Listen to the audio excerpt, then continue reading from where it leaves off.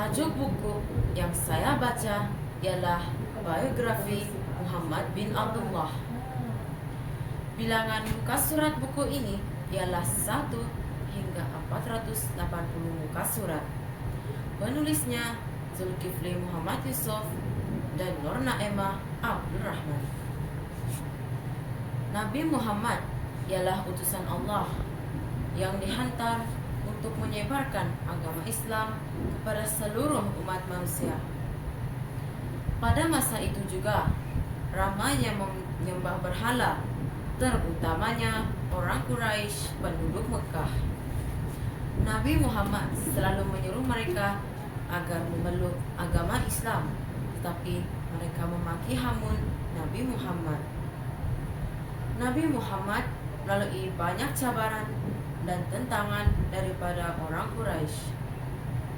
Sahabat Nabi Muhammad ialah Abu Bakar, Umar Al-Khattab, Ali bin Abi Thalib, Abdullah ibn Mas'ud, Utsman bin Affan, dan lain-lain turut menerima tentangan hebat daripada orang Quraisy. Mereka hanya bersabar dan yakin Allah akan membantu mereka. Ketua penduduk Madinah datang kepada Nabi Muhammad dengan tujuan mahu membawanya ke Madinah dan memberitahu penduduk Madinah ingin masuk Islam. Nabi Muhammad merasa gembira dan mengarahkan para sahabat berhijrah ke sana. Kedatangan Nabi Muhammad ibarat cahaya menerangi kegelapan. Kini kota Madinah diketuai oleh Nabi Muhammad. Disebabkan kebijaksanaannya memimpin kota Madinah, tidak berlaku sebarang kekacauan di dalam kota itu. Tetapi orang Yahudi merasa terancam kerana kedudukannya diambil alih oleh Nabi Muhammad. Mereka mula mengancam dan mencari peluang untuk menjatuhkan Islam.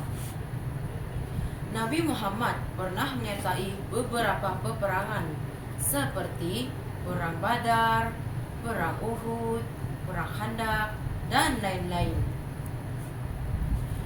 Mereka perlu menghadapi pelbagai dugaan, tetapi mereka tetap berdiri di samping Nabi Muhammad demi menyebarkan agama Islam kepada seluruh umat manusia. Setelah lama memperjuangkan agama Islam, Nabi Muhammad menyampaikan khutbah yang bermaksud tugasnya telah selesai sebagai seorang nabi. Sahabat Nabi Muhammad dan orang Islam merasa sedih kerana beliau akan meninggalkan mereka. Beberapa hari kemudian, Nabi Muhammad jatuh sakit. Beliau menghadapi demam panas yang amat sangat dan meninggal dunia.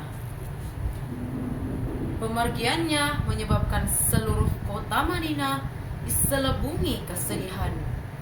Nabi Muhammad telah banyak berjasa kepada seluruh umat Islam. Mengapa kita perlu baca buku ini? Mari saya terangkan.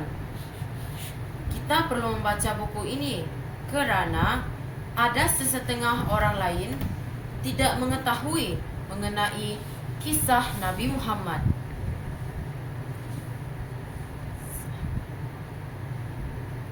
Buku ini juga sesuai untuk dibaca oleh golongan mu'alaf bagi meyakinkan mereka agama Islam adalah agama sebenar mereka. Penambahbaikan pada buku ini ialah saya berharap agar buku ini terus dipasarkan dan boleh dibaca kepada seluruh umat Islam. Saya berasa bangga apabila membaca buku ini kerana ramai tokoh-tokoh Islam dan sahabat Nabi Muhammad sanggup berjuang hingga ketitisan darah akhir bagi menyebarkan agama Islam di seluruh kota Madinah dan kota Syam. Mereka tidak gerun kepada bilangan tentera musuh yang ramai. Mereka berjihad dan sanggup syahid di medan perang. Oh, saya terlupa. Saya ingin ceritakan kisah dalam buku ini, yaitu peperangan Uhud. Orang bukan Islam Quraisy tidak mempunyai pilihan lagi. Mereka tidak dapat hidup tanpa perniagaan. Segala harta perang mereka telah dirampas oleh orang Islam semasa perang Badar. Abu Sufyan meminta bantuan daripada keturunan Ghatafan yang didatangi oleh tentara Islam beberapa bulan yang lalu. Ghatafan juga menghantar bantuan kepada Abu Sufyan. Abu Sufyan juga meminta bantuan daripada Ahabish. Mereka juga menghulurkan bantuan. Abu Sufyan bekerja keras sehingga dia berjaya mengumpul 3.000 orang tentera.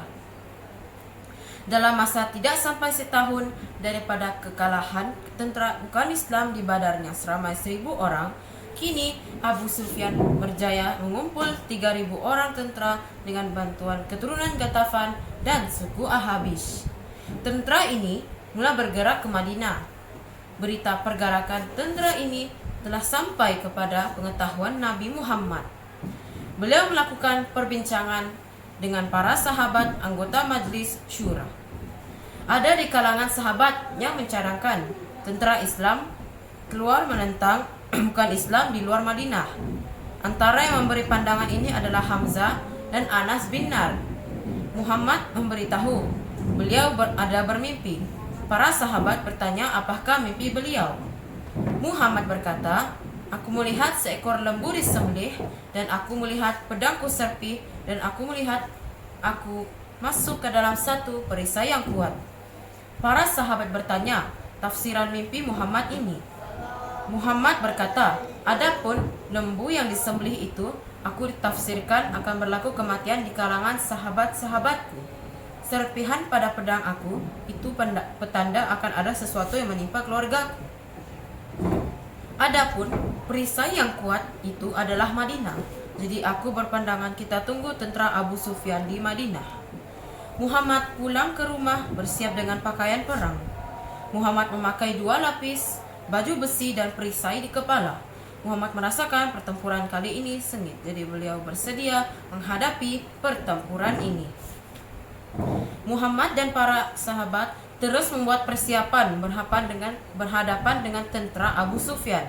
Abdullah bin Ubay, ketua orang munafik juga turut serta karena takut dikatakan penakut. Dengan itu, jumlah tentera Islam yang bergerak dari Madinah ini seramai 1.000 orang termasuk orang-orang munafik. Tentera bukan Islam sudah berkemah tidak jauh dari Bukit Uhud. Sementara itu, tentera Islam sedang bergerak ke Bukit Uhud. Tentera Islam mengambil tempat betul-betul di depan Bukit Uhud. Oleh itu, Bukit Uhud berada di belakang tentera Islam dan Madinah berada di hadapan tentera Islam. Kalau tentera bukan Islam sampai di sini, mereka akan menghadapi tentera Islam di ruang yang terbuka. Itu sahaja daripada saja. Wabillahi taufik wal hidayah. Wassalamualaikum warahmatullahi wabarakatuh. Beneath the starlit sky, our love secret line, like leaves we soar so high.